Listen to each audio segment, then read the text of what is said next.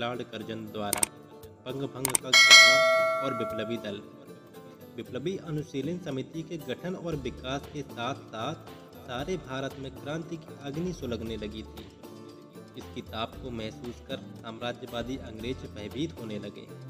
अंग्रेजी राज की सुरक्षा हेतु क्रांतिकारी आंदोलन को कुचलना उन्होंने जरूरी समझा। लॉर्ड कर्जन की दमन और आतंक नीति क्रांति के बढ़ते हुए वेग को रोकने में असफल हो चुकी थी। ब्रिटिश सरकार ने समझ लिया कि बिना सुधार लागू किए क्रांति की बढ़ती हुई लहर रोकी नहीं जा सकती।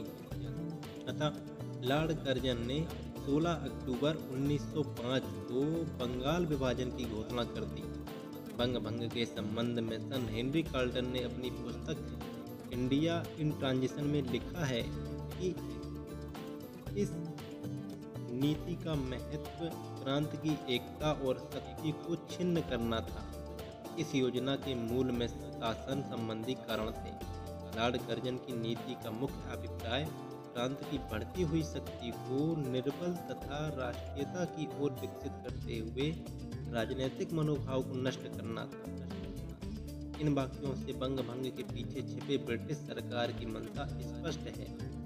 अतः बंग भंग की साम्राज्यवादी योजना का विरोध केवल बंगाल ही नहीं अपितु भारतवर्ष में हुआ। भाषणों, लेखों और गीतों के जरिए विदेशी वस्तुओं के बहिष्कार तथा स्वदेशी वस्तुओं के इस्तेमाल की धूम मच गई। भारतवर्ष की उन्नति भारतीयों द्वारा ही संभव है। राजनीति के क्षेत्र में इच्छावृत्ति व्यर्थ है का मंच चारों ओर गूंज उठा। विप्लवी नौजवान ने भी अपने बम और पिस्तौल संभाल लिए। 16 अक्टूबर को इंडियन एसोसिएशन के नेतृत्व में व्यापक विरोध दिवस का आयोजन किया गया। उस दिन हर जगह हड़ताल रही। कामकाज तथा आवागमन सब ठप पड़ गया।